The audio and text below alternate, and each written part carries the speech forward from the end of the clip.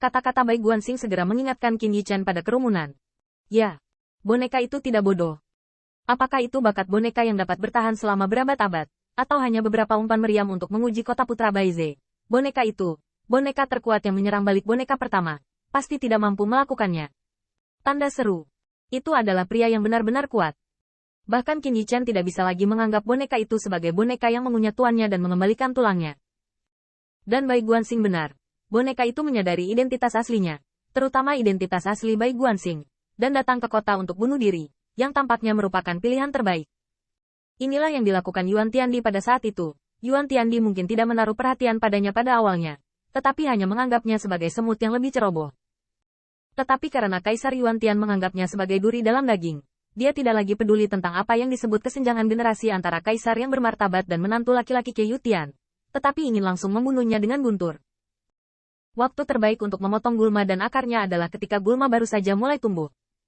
Tapi Yukianer sangat terkejut. Jika kamu berkata begitu, boneka, mengapa kamu tidak datang lebih awal? Apakah Anda harus sampai pada titik bahwa Anda telah menderita 2 kali berturut-turut, ditampar 2 kali di wajah oleh putra Baize, dan merampok arai pembunuh realem kaisar dan boneka kaisar realem sebelum Anda secara pribadi mengambil tindakan? Apakah Anda tidak tahu apa yang harus dilakukan jika Anda tidak dipukuli? Yukianer tahu bahwa boneka itu pasti bukan orang bodoh yang menghadapi wajah Bai Guanxing dengan bingung. Jadi dia sangat bingung. Apakah putra Baize benar-benar sampai pada titik di mana dia bisa mengucapkan kata-katanya? Putra Baize berkata kapan boneka itu akan menyelesaikan perhitungannya dan boneka itu akan datang? Tentu saja, Bai Guanxing tidak memiliki kemampuan ini. Menjadi brilian, itu tidak berarti bahwa dia dapat mempengaruhi pikiran orang lain. Belum lagi dia tidak berhadapan langsung dengan boneka itu.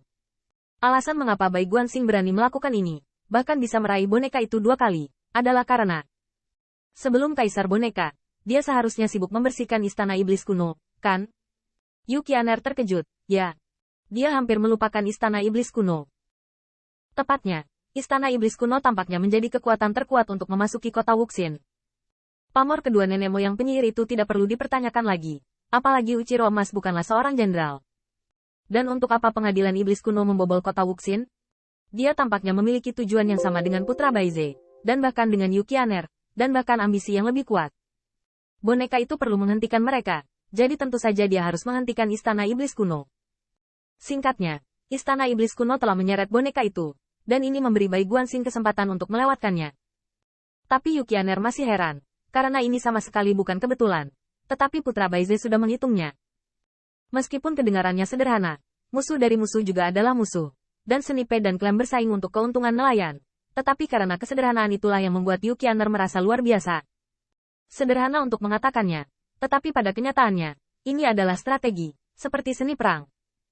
Jika berbicara tentang seni perang, setelah perjuangan selama ratusan juta tahun, dapat dikatakan bahwa studi tentang seni perang-perang oleh klan kekaisaran dari semua pihak telah mencapai ekstrim. Keturunan klan kekaisaran dapat menjadi bawahan klan. Zongzang Daoge menemukan strategi perang apapun. Tetapi jika Anda membaca buku-buku militer di mana-mana dan Anda dapat menggunakan tentara seperti dewa, tidak akan ada 4 kata seperti tentara di atas kertas di dunia ini. Semuanya sederhana untuk dikatakan, tetapi itu benar-benar dilakukan. Setelah boneka benar-benar dapat mengambil 2 boneka di depan boneka, boneka itu harus menargetkannya. Ini adalah kemampuan putra Baize. Aku berkata bayi darah. Mengapa kedua penyihir leluhur itu sederhana? Kali ini, di mana kamu berdiri? Leluhur bayi darah juga ingat. Dia tidak setuju, dan dia bahkan tidak menyenangkan putra Baize lagi. Tetapi setelah memikirkannya untuk waktu yang lama, dia mengangkat kepalanya dan berkata, jika bukan karena leluhurnya. Penyihir, aku benar-benar tidak akan berani berdiri di sisimu. Tampaknya leluhur bayi darah tahu tentang kontrak surga. Sebenarnya, pertempuran ini jauh lebih mengancam dalang daripada ke istana iblis kuno. Tapi karena aku penyihir leluhur, maka cobalah. Aku tidak memiliki 10 tua dari keluarga gagak emas, dan memiliki latar belakang hantu perempuan ini. Jika aku tidak mengantre, apalagi daging, aku bahkan tidak bisa minum sup. Leluhur berdarah sangat sadar diri. Mengapa Yukianer berani berbicara dengan Bai Guanxing dengan transmisi suara sebelum memenangkan harta karun setelah membunuhnya? Itu karena meskipun dia luar biasa dalam kekuatan, dia tidak memiliki dukungan, atau dia bersedia menariknya, yaitu cabang zaitun yang dilemparkan ke atasnya. Leluhur bayi darah tidak mau membungkuk untuk mengambilnya, dan dia meremehkannya Gu. Setiap orang memiliki cerita dan aturannya sendiri. Leluhur bayi berdarah sangat patuh, setidaknya mematuhi aturan mereka sendiri. Oke, Peluang menang sedikit lebih baik. Bai Guanxing tersenyum dan mengangguk. Tidak diragukan lagi adalah hal yang baik untuk memiliki leluhur bayi darah bergabung. Sejak itu, Bai Guanxing mulai bersiap dengan Qin Yichen. Sedangkan untuk Yu Qianer, dia bahkan tidak melihatnya. Yu Qianer selalu merasa ada sesuatu yang salah. Ada semacam kehilangan yang tidak dapat dijelaskan karena diabaikan. Bahkan jika dia tidak setuju, bukankah itu layak untuk ditanyakan? Namun, Yu Qianer tidak berbicara. Karena dia mengerti bahwa kontrak surga yang dia tanda tangani tidak hanya untuk menyakiti kerumunan Qin Yichen. Tidak harus bergandengan tangan dengan Qin Yichen.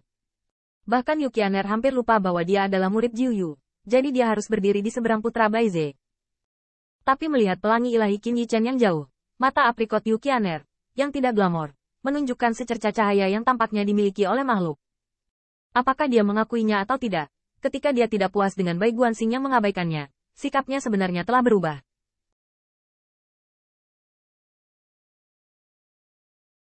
Memang benar bahwa Anda ingin dapat memegang paha Anda dengan kecerdasan. Tetapi Yu Qianer berpikir itu lebih dari itu. Karena putra Baize membawa kelompok status, kualifikasi, dan kekuatan ini, yang jauh darinya. Tapi dia seperti pria sejati. Sahabat bahkan bisa saling mengadu.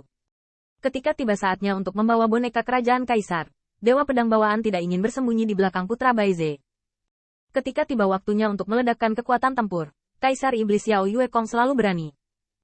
Pada saat yang sama, tempat yang bersinar di kota Wuxin. Kecemerlangan turun seperti air terjun, seolah menutupi langit dan matahari. Tetapi ketika Anda melihat ke atas, itu adalah cabang dari pohon suci. Pohon suci itu begitu megah sehingga semua pembangkit tenaga listrik di bawah pohon itu tampak sangat kecil. Pohon suci ini melintasi langit dan bumi, seperti tulang punggung kota Wuxin, dan lebih seperti urat nadi utama, terletak di tanah kota Wuxin. Tetapi jika dilihat lebih dekat, terungkap bahwa pohon suci ini tidak lahir secara alami, tetapi diciptakan. Pohon suci bukanlah pohon, meskipun merupakan bagian besar dari kota Wuxin, tetapi akar yang terkubur di bawah pohon suci itu seperti pipa, dan energi di dalam pipa itu agung, memberi nutrisi kecemerlangan yang berasal dari pohon suci. Dan di pipa-pipa itu, ada yang mengalir seperti kabut berubah menjadi air keruh, dan cukup kental, seperti bubur kental. Tetapi jika pipanya dipotong, Anda bisa melihat aliran kental seperti kabut dan bubur. Akan ada berbagai wajah dengan ekspresi berbeda dan ekspresi yang sangat menyakitkan.